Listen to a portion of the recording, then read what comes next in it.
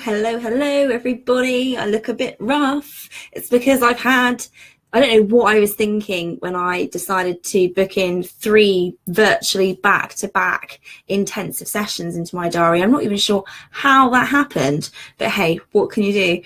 So I'm looking a bit frazzled. It's going to be a relatively short one this evening, but I'm going to make it value-packed. So it's going to be, I was going to come up with a really good analogy then, but I know it's just going to come out rubbish, but it's going to be value-packed. It's going to be short and sweet, but punchy with some real juicy information that you can go away with. So I'm just going to, can I do this quickly? I'm just going to broadcast that I am going live. So bear with me now. I'm live, just telling everybody here.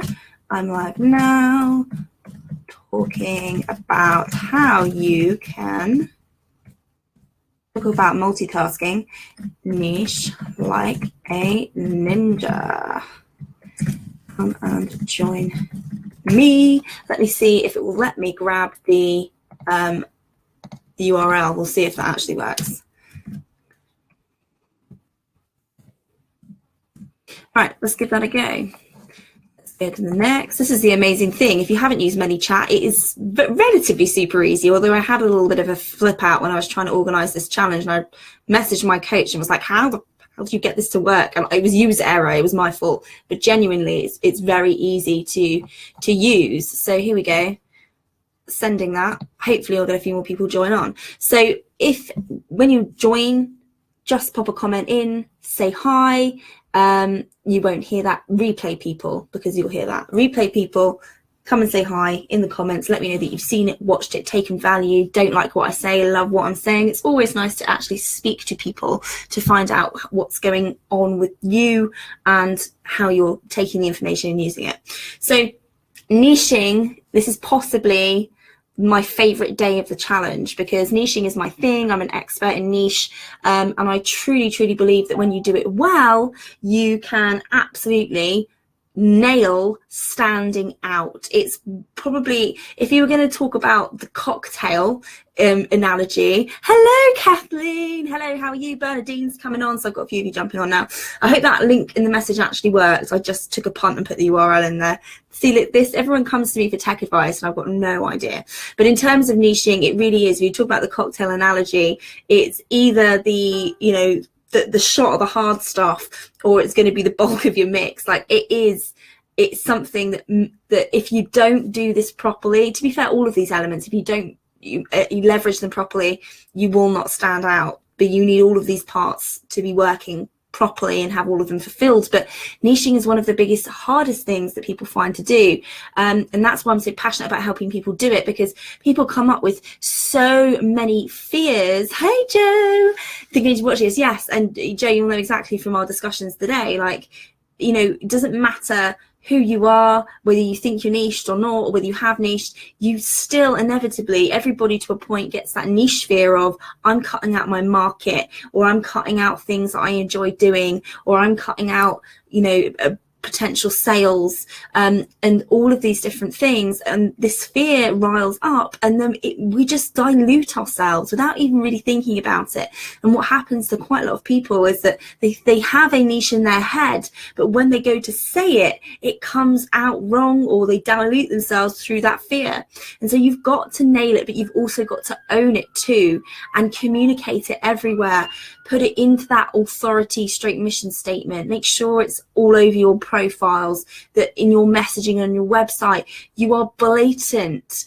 And I'm going to give you a massive golden nugget. When it comes to niching, it's not, like I said in my message, it's not about naming a group of people and saying, those people who I'm helping, that's my niche. Like that doesn't mean anything. That group of people, what is their problem? Like, so that for that specific group of people, what is their problem, and what is the outcome that you want to achieve? But when you're writing your messaging around that niche, it's very, very important to actually give it context, to say, this is the niche, this is the problem, whatever else, and I understand this is where the who is important. So you look at your ideal, sorry, I'm coming out in gibberish tonight. Look at your ideal client and you say, okay, so they may have a specific problem. How does that affect their specific situation as that person? So let me give you an example. Let me pick one. Let's just use entrepreneurs because it's easy. It's easy for me because I'm around them. I am one, and it's easy for me to do. But if you take, say, your niche, and in fact, I'm going to use a current client because it makes it even easier. Your niche, you're a health coach. Your niche is helping exhausted entrepreneurs to basically get into the habits of leading a healthier lifestyle, so they can then go on to earn more, make more sales, because they're no longer exhausted. That's a problem you're solving. You're like, they're on their way to burnout, basically. So they're exhausted. That's a problem you're solving. And the outcome is that they have an easy, effortless health plan, and that they have, this is an amazing niche of one of my clients, which is just, I absolutely adore it, and get them into vibrant and energetic health by taking back. And she's got ways of doing this and positioning it as a new opportunity, which I'll come back to in a second. But when you're communicating that, you need to understand that client's perspective. So how have they got themselves into that situation of being an exhausted, burnt out entrepreneur? How have they got to that position? Then you have to think, okay, so how am I going to speak to that person so they understand? And when they read that story or the messaging or the text that you put down, or even when you're speaking to them through a live or a video, they'll turn around and go, wow, that's me. That's exactly me. You need to help them self-identify so that they know it's you that they help. It's very important to help them self-identify. So using language that they understand, telling them the stories that they are aware of but need to be brought to the surface. So for instance, I understand you're a workaholic. You've been putting your business first because at the end of the day, you're here to be a successful entrepreneur. But what's now happening is that you're burnt out, you're not working effectively, and it's affecting your business, it's affecting your sales, and it's leaving you and your family in this state of, of survivor mode and desperation, where you now realize that your health is pivotal to you actually, keeping your business going. You are the pinnacle of that. And if you're not healthy, so you're helping them understand, you're still understanding the situation, you're giving it context. So the messaging is directed to that specific one person. And that is what's key when you're talking about your products and what you have to sell. You need to make sure that it's as specific as that, because if you're not talking to one person, you're talking to nobody.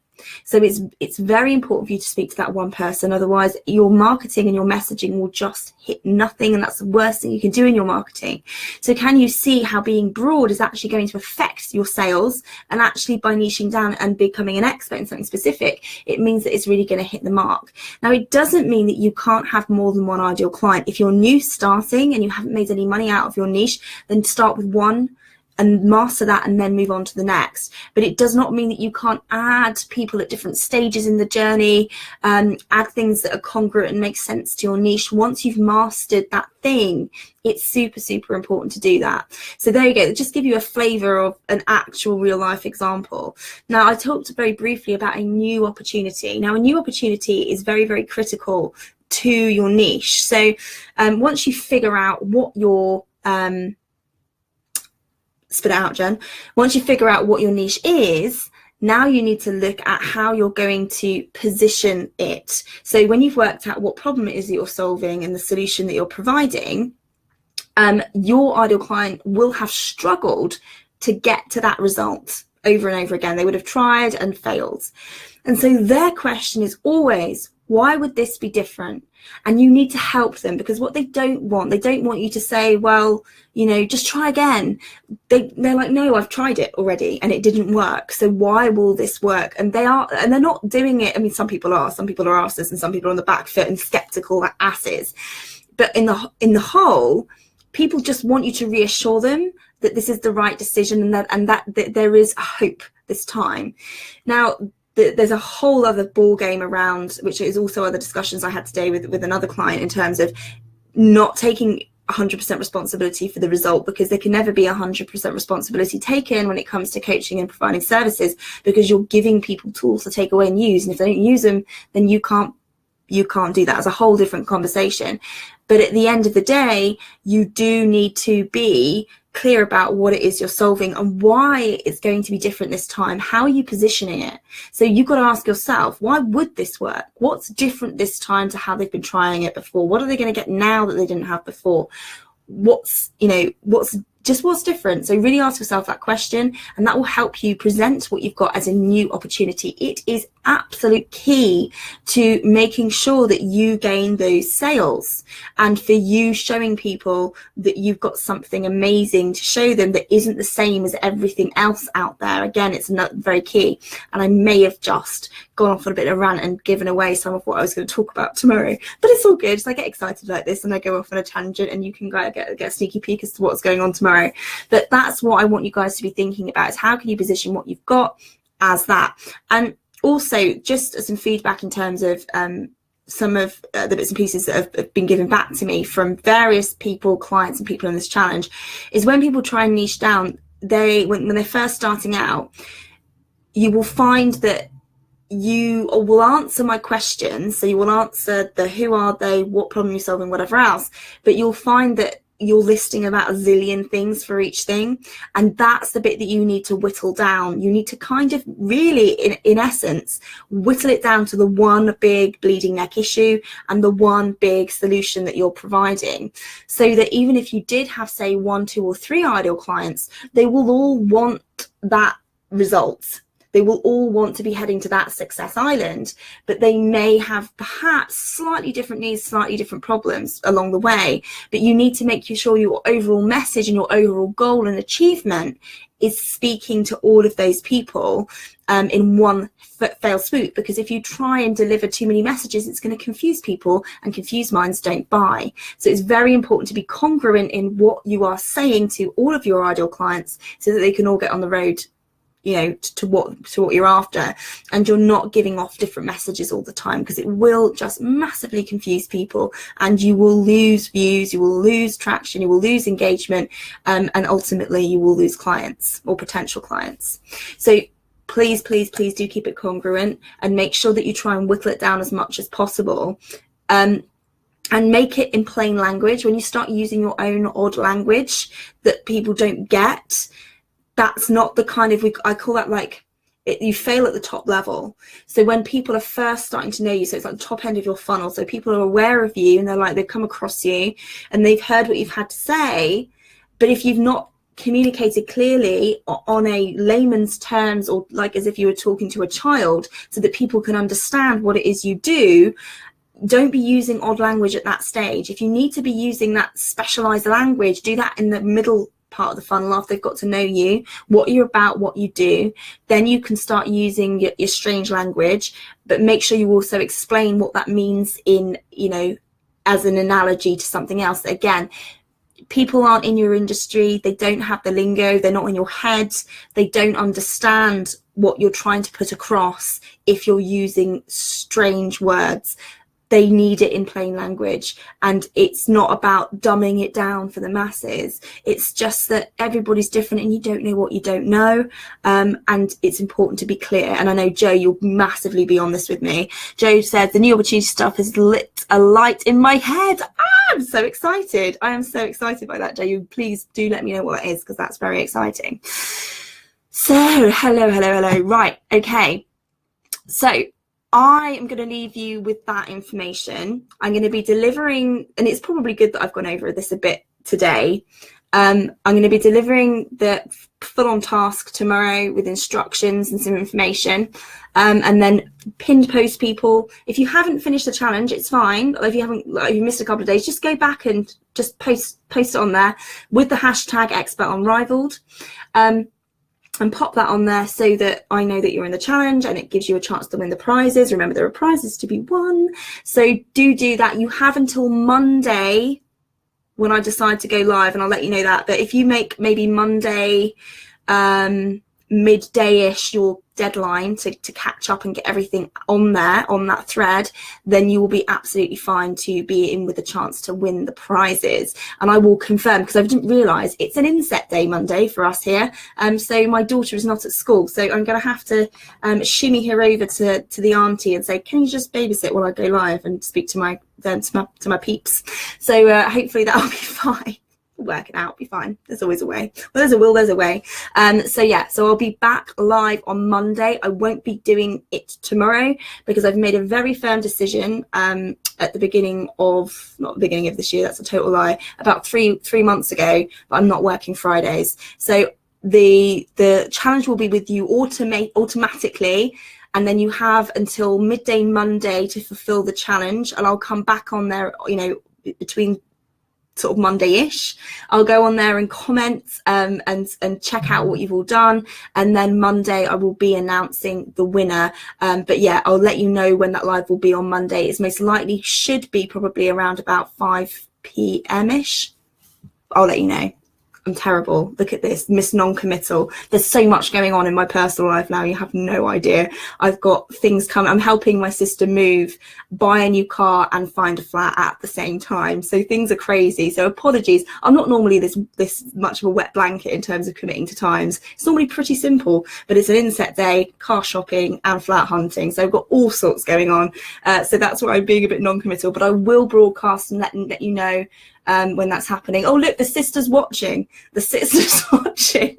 She's like, you're telling everyone about my life. So yeah, so flat hunting and car shopping will be commencing as of tomorrow. So that's going on. I hope you have a fabulous weekend, and I hope that information was helpful to you, and I will catch you all on Monday. Good luck. You've got to be in it to win it, guys. So do make sure that you add the hashtag Expert Unrivaled and that all of your entries are on the pinned post, nowhere else. Pinned post is very important. It's the post that's right at the top of my page. Very, very simple. If you don't know, let me know and I'll tag you in the pinned post so you know where to come and put them in. Just let me know. Right, there we go. Exciting times. I will speak to you all on Monday. And I will deliver the last challenge task for you tomorrow. Speak to you all then. Have a fabulous, fabulous weekend. And I'll speak to you soon. Bye-bye.